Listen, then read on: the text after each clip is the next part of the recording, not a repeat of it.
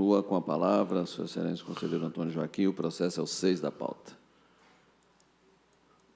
Síntese do relatório, senhor presidente. Trata-se de tomada de contas especial instaurada pelo Instituto de Seguridade Social dos Servidores Municipais de Várzea Grande, Previvag, em razão da determinação do Acordo 173/2013, que julgou regulares as contas anuais de gestão do exercício 2012 do Instituto e determinou a avaliação da real situação acerca dos valores devidos a título de contribuições previdenciárias pelo Poder Executivo à Previvag, os quais deveriam ter sido pagos com transferência da área que está localizado o órgão, e o restante do valor de R$ 95 mil em 3 parcelas.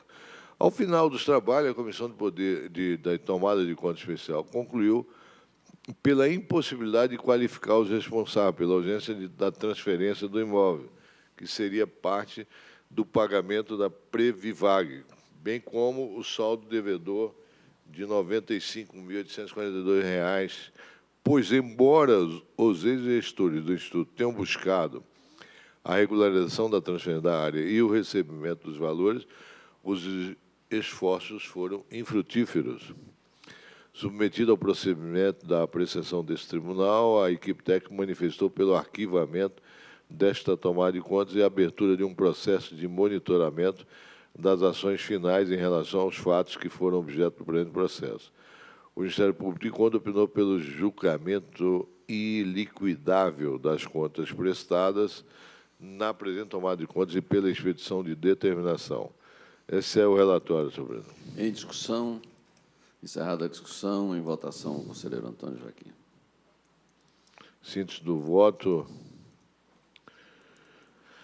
Após a análise detalhada desses autos, concordo com o entendimento ministerial, pois o conjunto probatório se mostra insuficiente para identificar os responsáveis pelos danos apontados, comprometendo a individualização das condutas e obstruindo a solução da lide. Restou demonstrado que, desde o ano de 96, a Previvag busca incessantemente receber da Prefeitura de Várzea Grande uma dívida no valor de R$ 595 mil a título de contribuições previdenciárias não pagas, né, em relação à cota patronal, né, certamente, a qual deveria ter sido quitada até o final daquele ano com a transferência de uma área de 8.916 metros quadrados, avaliada à época em R$ 500 mil e o saldo remanescente no valor de R$ 95.842 em 3 parcelas. Todavia, embora a referida área esteja em posse da Previvag,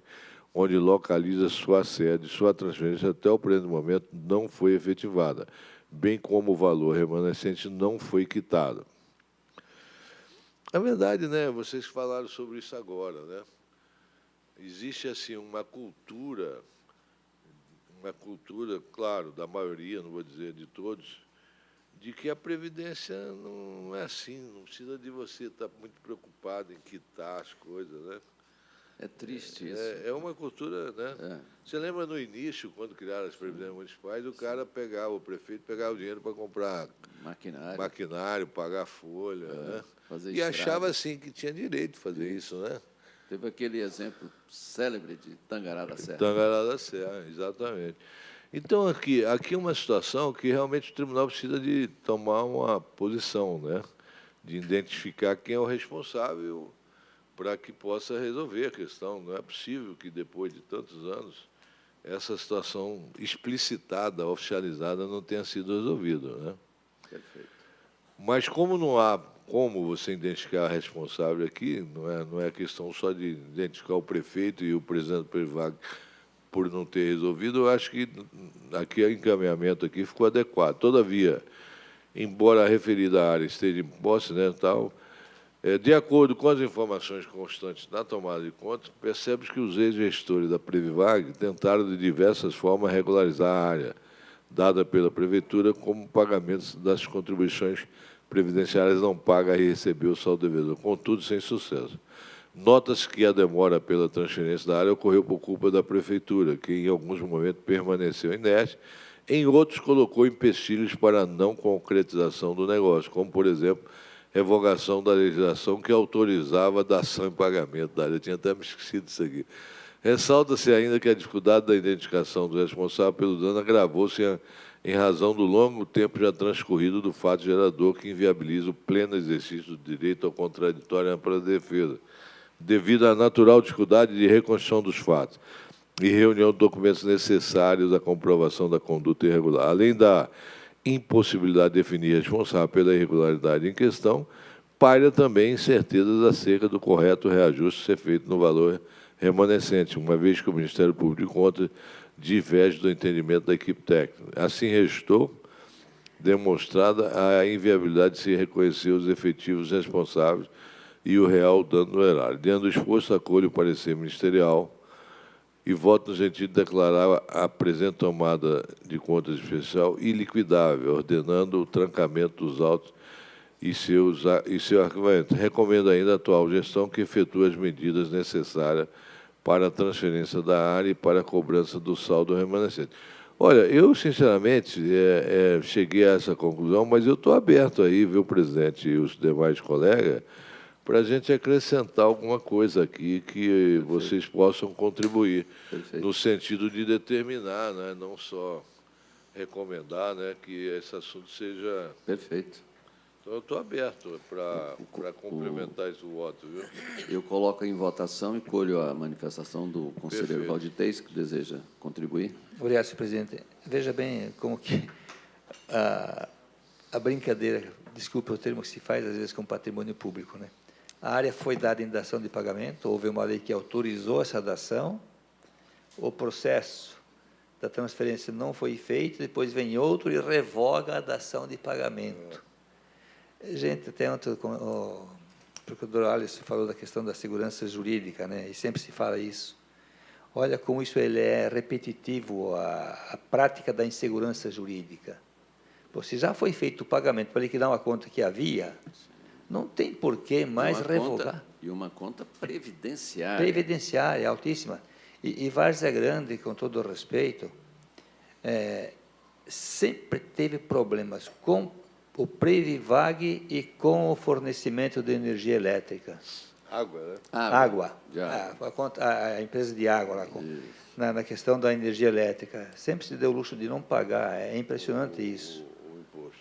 Então, acho que aqui, conselheiro Antônio Joaquim, já que Vossa Excelência pede colaboração, eu diria o seguinte, é recomendado, de fato, que o Previvag veja juridicamente qual é o documento, qual que é a ação que deve ser proposta e buscar o domínio dessa área, porque ela tem a posse, mas lhe falta o domínio. Isso compromete o fundo previdenciário.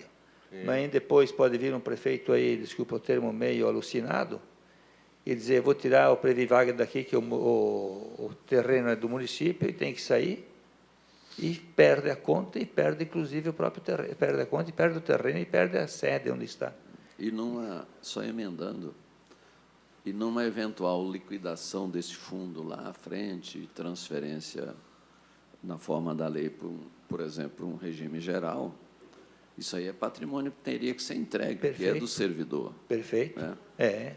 Então, o conselheiro Antônio Joaquim, com a visão estratégica que tem, muito sabiamente percebeu aí a importância de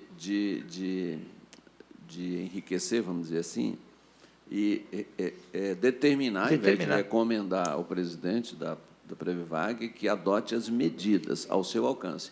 Mas nós temos que alcançar também a autoridade do prefeito para que ele determine o setor competente a regularização da liquidação dessa conta, ou seja, da dação em pagamento. Né? Eu penso que seria um bom caminho. Então, eu diria o seguinte, conselheiro, presidente, que se determine que o Previvag busque transferência do domínio e notificando o próprio prefeito da necessidade disso, porque...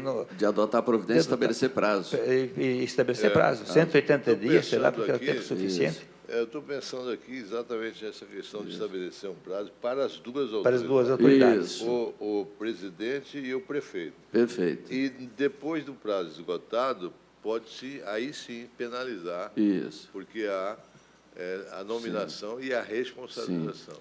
adotar as providências no prazo que estabelecer e comprovar perante esse tribunal. Acho que fica muito bem, assim. Eu acho que um prazo razoável seria o 180 prazo dias. de um ano. De um ano, tudo de um bem. ano 360, tem muitas 360 medidas. dias, 360 dias. que aí não tem como não ser resolvido. Não perfeito. resolvido, aí sim, Sim. você tem nome para penalizar, né? Perfeito. Está identificado. Perfeito.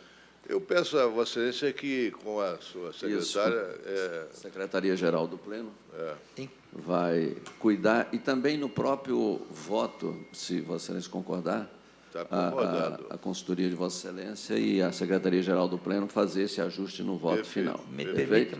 permita, presidente, mais uma colaboração, com enviar a cópia, lógico, ao prefeito, mas também ao Poder Legislativo de lá. Porque o Poder Legislativo tem força também para dizer, olha, vai ter que fazer Aí seria isso. para conhecimento. Para conhecimento e acompanhamento. e acompanhamento. Perfeito. Que é um dever de fiscalizar. Sim, fiscalizar. O Poder Legislativo teria o dever de fiscalizar Muito bem essa pensado. Sim, perfeito. Fico muito feliz. Obrigado. É um encaminhamento muito responsável, muito institucional. Parabéns ao conselheiro Antônio Joaquim, ao conselheiro Valdir Teis, enfim, a todo o tribunal. Excelência, se me permitem também uma Senhor Procurador-Geral. Dada a relevância do assunto, conselheiro Antônio Joaquim, aqui já o cumprimento também pelo voto, assim como o conselheiro Valdir Teis pelo voto e também pelas considerações, uma sugestão de que seja também iniciado um procedimento específico aqui no tribunal para acompanhamento e monitoramento dessas ações que serão tomadas pelos gestores, Excelência. Fica essa sugestão. Perfeito. Muito bom, Excelência, muito bom. Lerei a ementa daqui a pouco, só um momentinho. Muito bom, muito bom. Enquanto isso, só registro o conselheiro Antônio Joaquim, conselheiro Valdir Teis, ele se lembra muito bem que quando o governador Dante de Oliveira e todos nós fomos para o governo, em 1995. No ano de 1997, Mato Grosso foi pioneiro em propor ao ministro da Fazenda, ao ministro Malan, a securitização desse tipo de dívida que o Estado tinha perante a Previdência Nacional. E a energia também, a SEMAT. Os seguros da SEMAT, a energia da SEMAT, os seguros não pagos pela companhia de habitação, naquela época, tem assessoras aqui que não tinha nascido. Naquela época, era 222 milhões de reais. Né? Não estou falando que nós somos velhos, não, viu? Mas, realmente, era muito dinheiro.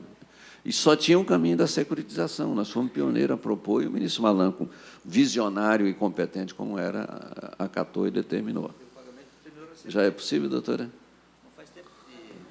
Obrigado. Né? Não faz tempo, não. Não faz muito tempo que a fatura dessa da habitação foi liquidada. Sim. Fazer 6 setembro. Foi, né? Pois é. Mas, então, aprovado por unanimidade, o processo 17.239/2017, relatoria do conselheiro Antônio Joaquim, acórdão 139/22, Instituto de Seguridade Social dos Servidores de Várzea Grande, tomada de conta especial instaurada, em cumprimento a determinações contidas no acórdão 173/2013, tomada de contas declarada iliquidável, trancamento e arquivamento dos autos com as sugestões do conselheiro Valdir Teis e do Procurador-Geral de Contas, e aqui com determinações e recomendações, tanto ao prefeito municipal, tanto quanto ao gestor da autarquia, quanto ao prefeito municipal e à Câmara daquele município. Publique-se.